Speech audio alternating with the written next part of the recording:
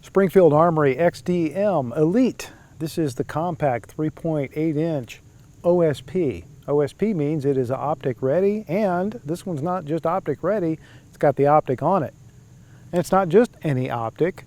This is the Dragonfly Hex optic from Springfield Armory. I've already put a couple hundred rounds through this gun, doing some comparison to another gun in the same family. So I already know how well it shoots, and I already have some good faith in the optic. But I wanted to do a dedicated review just on this gun because it's certainly worthy of a dedicated review. I'm also going to be taking a separate look at just the optics, the Hex optics, which are available right now in two varieties, the Dragonfly that you see here and the smaller Wasp, which is made for the tiny slim guns, and we're going to take a look at that one as well. There'll be a separate video just dedicated to the optics, but obviously since this one has the optic on it, it's got the Dragonfly on it, it's going to be hard not to talk about it with what I'm doing today. And speaking of what I'm doing today, I'm doing a little bit more shooting. So let's get started. I've got my array of steel targets downrange ranging from 10 to 14 yards distance, and I'm just going to have a little bit of fun with them. Quick disclaimer right up front. I'm shooting, right now at the moment, I'm shooting Tula steel cased ammo, which is very questionable in a lot of guns. You can even tell when you're loading the magazine how hard it is to work the next rounds in because there's no lubrication.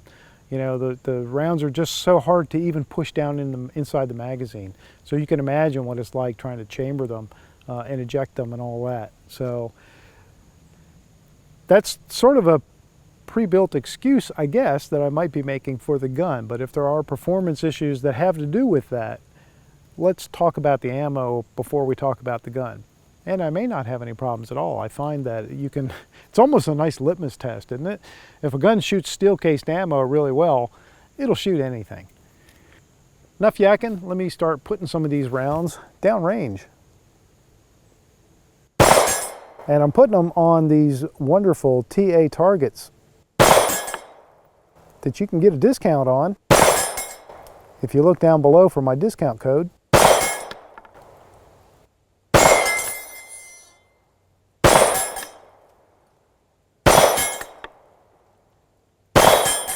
Yeah, this optic is just like zeroed right in.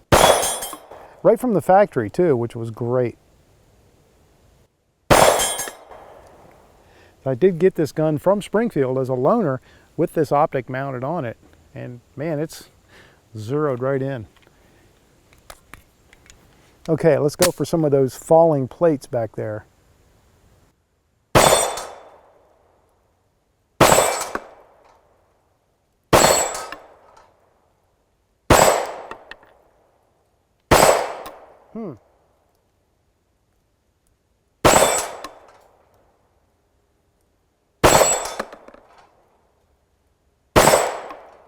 I think I'm hitting it some and it's not moving. Or am I not? Can't tell. There we go. Always nice to finish on a hit.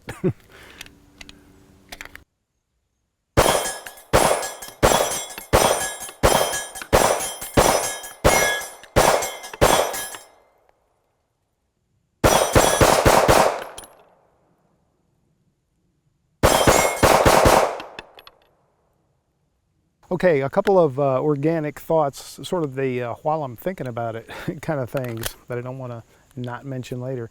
Number one, these are 13 round magazines. I'm typically just putting 10 in them because I got this weird OCD thing with even rows in my ammo box. That's part of it. But so I'm just doing 10 rounds at a time, but they will hold 13, and I have filled them and they work fine full. The gun is, it's an XD, you know, it's the XD family, so it's going to have everything that you have come to expect and like, if you like them. And, you know, if you don't like them, then it has all the things you don't like, you know, what can I say? But it's one of the nicest things about the XDs is that they're basically completely ambidextrous, you know, all of them right out of the box. So you've got the ambidextrous slide release, slide stop, which is nice. And it also functions, as you just saw, as a slide release, as a proper slide release. It also has the ambidextrous magazine release. So if you're a righty or a lefty, you're on equal footing. The only thing is, what? I guess the takedown lever. if you feel like you have to do an emergency quick field strip, you know, maybe the right-handed guys have a advantage. Otherwise, ambidextrous sights, ambidextrous trigger, shut up and shoot. And then as long as I do my part, it is putting them right where they need to go. I do like this optic, I have to admit. It is a nice one. You know, the triggers sometimes get a little flack, but this trigger is very nice. I know they've made some upgrades and changes over the years. This is a nice trigger. It does have one odd thing that I'll try and show you from the workbench. All right, that's what I'm talking about. But the one weird trigger thing is that there's like a false reset. It's got a very nice reset, very tactile. It's really a joy to use, this trigger. But it's got this funny little false reset point before the real reset, which I actually don't notice at all when I'm shooting. When I notice it is if I'm dry firing or if I'm just doing that slow sort of trigger testing. That's when I notice it. When I'm actually live firing the gun, don't really notice it at all. Still shooting the steel case, and it has not had any malfunctions. Let's try the target that always gives me malfunctions as a shooter, and that is that shooting tree down there.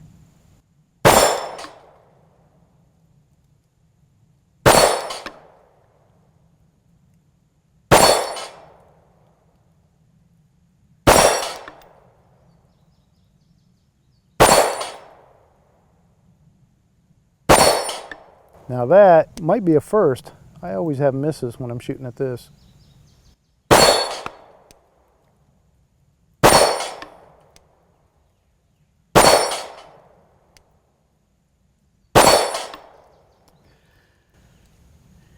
I can't remember the last time I've gone 10 for 10 on that dueling tree, because that thing can be a bear, especially the lower ones. For some reason, it'll mess with my head like a golf ball on a tee, you know? They just go.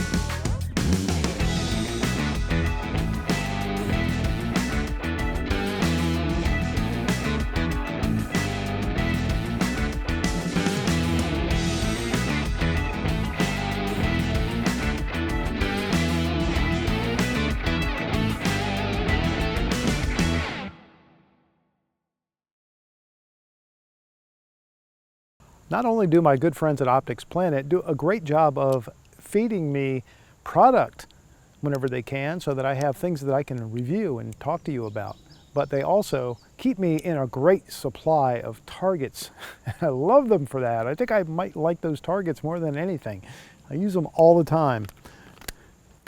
And speaking of, and Optics Planet target. That one you see is 10 yards downrange, and I'm just going to put the last 10 rounds of my Tula steel-cased ammo at it. So certainly nothing special, right, in that respect, but I think that's, I don't know, to me it's just that's a better test. How well do I shoot this gun offhand at 10 yards with crap ammo?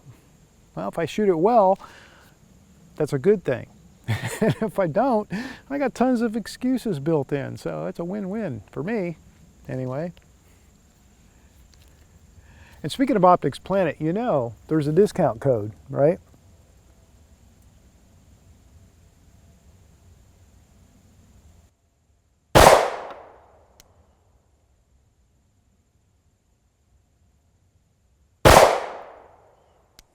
The lens is starting to get pretty dirty on this optic.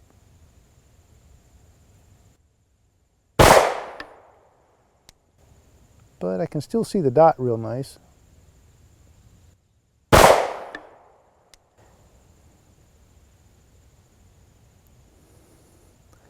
Actually, I'm going to close one eye. I've been shooting one eye, or I've been shooting both eyes open, which is my typical way of shooting.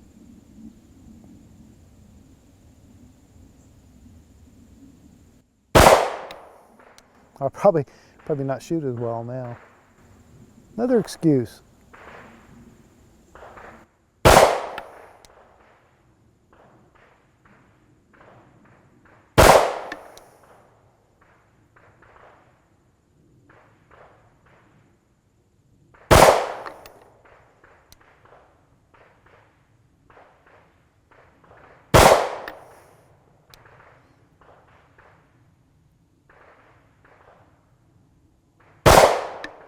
All right, there we go.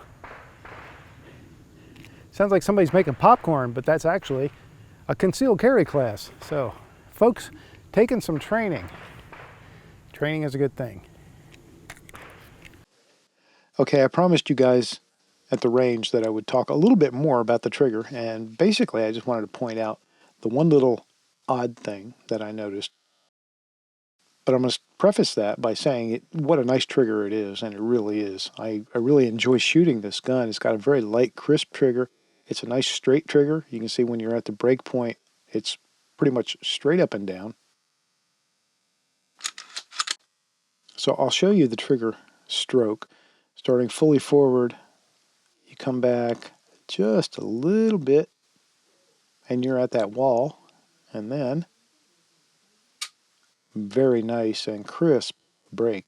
No over travel that I can feel. You cycle the action, and then if you listen, hopefully the mics will pick this up. Right there, did you hear that?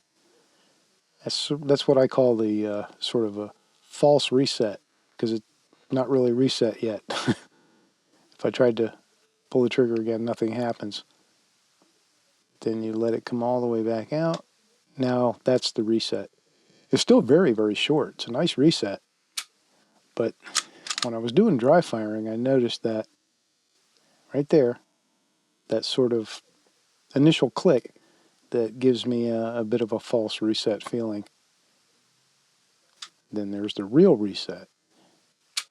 But as I mentioned, I think at the range, I don't notice it at all during live fire because there's too much else going on. There's too much energy in the handgun and all that to feel that little thing. But just something I notice when I'm dry firing.